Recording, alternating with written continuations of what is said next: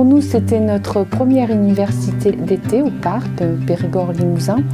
Que cette université me tenait à cœur afin que l'on puisse échanger avec tous les délégués du parc. Et donc j'avais vraiment envie que tout le monde puisse se retrouver sur un temps d'échange. Parler du changement climatique était important pour nous.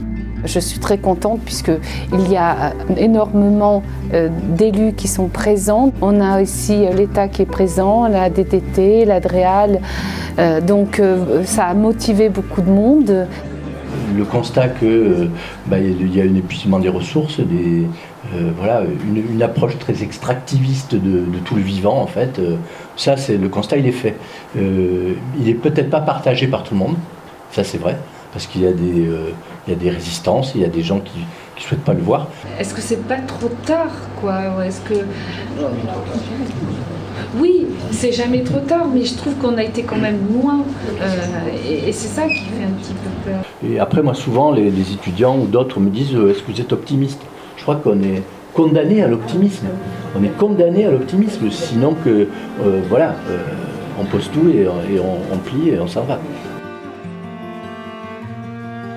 Les universités ont cette particularité de mettre en exergue, en lumière, la voix des scientifiques.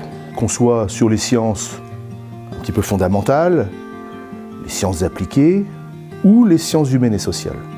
Et c'est en cela que la question des universités d'été, des réflexions qui sont posées entre le corps des universitaires, des scientifiques, des écoles d'ingénieurs et les élus, représentant leurs habitants, cet échange permanent, mais qui est aussi aujourd'hui spécifiquement lié à la réécriture de la charte, revêt un intérêt majeur à nos yeux. Gouvernance en bas, mobilisation.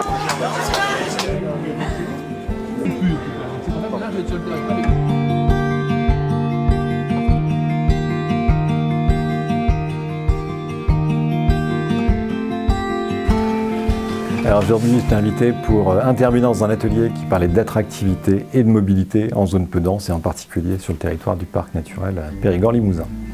Moi, ce dont j'ai parlé, c'est surtout, au vu des engagements qui sont pris à l'échelle internationale et puis nationale, de stabilité ou de neutralité carbone à 2050, finalement, quel est le chemin qu'on doit emprunter les uns les autres pour atteindre ces objectifs? Comment ça se traduit au quotidien?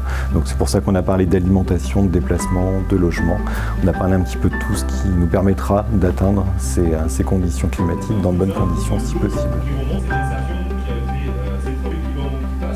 Et je vous dis à très bientôt pour tous ceux qui voudront à nouveau venir contribuer ou participer à nos rendez-vous. Merci à vous, bon retour, à bientôt.